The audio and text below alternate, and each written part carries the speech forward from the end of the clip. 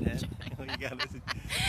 Hey guys, come join us. We are live. We are at Mount Hebron Cemetery in the middle of Winchester. And I know usually we're doing food and beer and drinks and stuff, but one of the other things that we teach is history on our tour, and we actually have some phenomenal history in this area, and I'm really embarrassed to say this is my first time in the cemetery. We have to take. We have to. Yeah, it actually is. Part of getting a taste and a flavor for Winchester is learning about its history, and this is just one of our stops, one of our tastes of history. Yeah, and one of the things that we talk about on the tours all the time is that we tend, when we live somewhere, that we don't go see all the historic sites. And so, hey Carolyn, how are you? Yeah, so we're here for our first time, and I will let you know they do live tours, and they also have a walking tour app. So download that, because I'm sure there's a lot more info. It's way more interesting and intricate than what we're going to go over. Right. But we just want to share a few things with you. So number one, I did not know that is actually made out of 4 cemeteries. That's correct. One of the things, let me digress a little bit. When we travel, one of the places that I always like to go visit, not out of morbid curiosity, just out of simple fascination, are cemeteries. When we go overseas to Europe, it really gives you a great understanding of just how young our country is, because you find grave sites that date back to BC era, and here, not here. not here. I mean, we are celebrating, Winchester's celebrating their 275th this year. Yeah. And it's really, and the cemeteries here are like 250 years old. So yeah.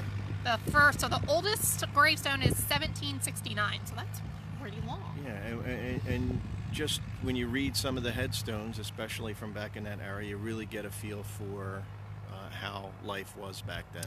Yeah, and especially a lot of the really young gravestones, babies. A lot of time people had kid after kid because a lot of them didn't survive. And it's kind of sad reading them. Yeah, the infant mortality rate was really high. And I don't know. I love cemeteries. I love looking at all the inscriptions and just feeling what people felt about their loved ones, and it's pretty cool. So anyway, so let's start. So 4 sections. The oldest headstone, 1769. That was the Reformed Church, which there is nothing left of it, unfortunately. The second section was started by the Lutheran Church, and there are some ruins. So those are pretty cool to go and look at. Yeah, it's just about the entranceway to the cemetery. Right, that everyone kind of knows. So after that, there was a big call for a public cemetery to be started. There wasn't really one that wasn't attached to a church at that time in the 1700s. They did the whole committee thing, got that approved, so they added another 5 acres. So at that point, it was about 2.5 acres. They added another 5, and that section is now, the whole thing is 56 acres. So it's really grown, and, as I was saying, this is our first time. And it's funny because we all drive by here like a billion times a year. It's just a huge integral part of our city, even if you haven't been here. So I think it's pretty cool to come in and finally see what it is. So the last section, which we are actually in right now, was created. It's called Stonewall Cemetery, and it is the location of over 2,500 Confederate soldiers that died in our area during the Civil War.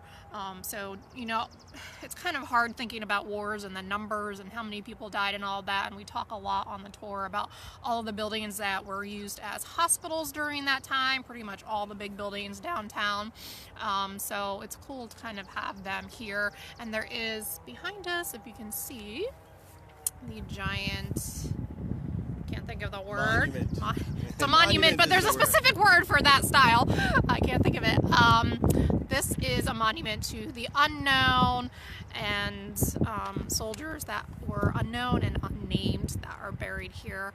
There's actually approximately 900 of them. Yeah, about 900 of them. And then there's a smaller one right next to us that are the unknown specifically from the Kernstown battle.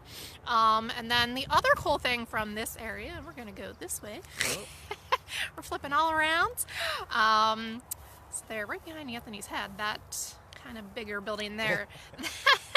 That is Judge John Hanley's grave, and actually one of his sons as well. That was, I don't know if he was stillborn or what, but his age is marked as 0. You can actually look up everyone that is buried here as well online, which is pretty cool. And it'll like literally pinpoint exactly where they are. But if you don't know, Judge Hanley, obviously everyone knows the name, Hanley High School, Hanley Library, he did all these things for Winchester. He never freaking lived here. That's crazy.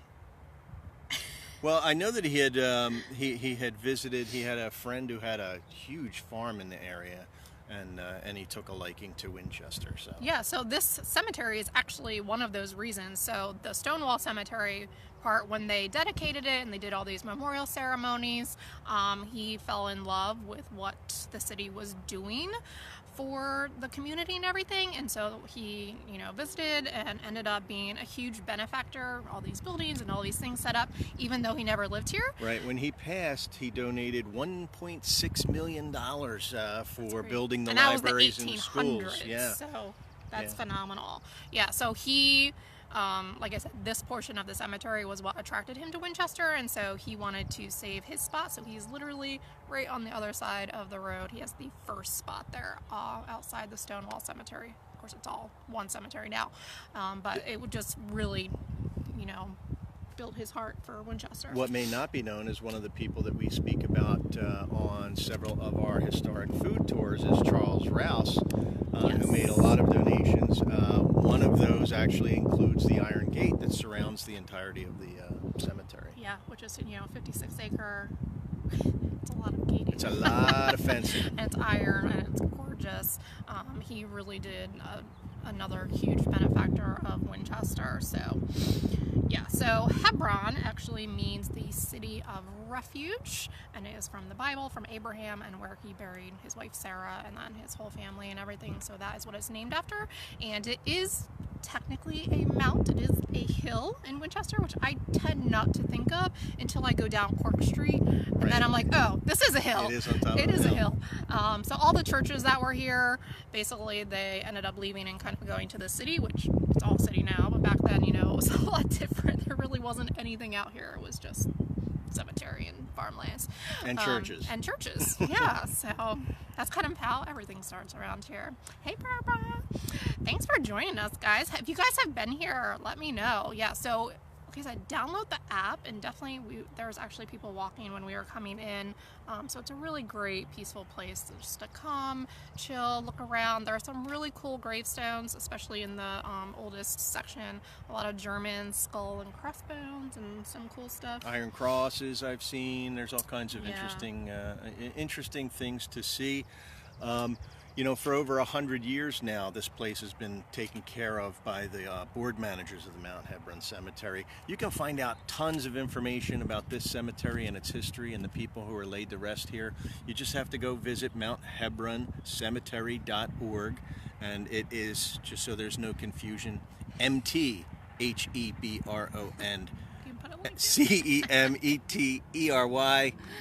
CEMETERY.org. And you can still get space here too if you are looking for where you want to rest for eternity.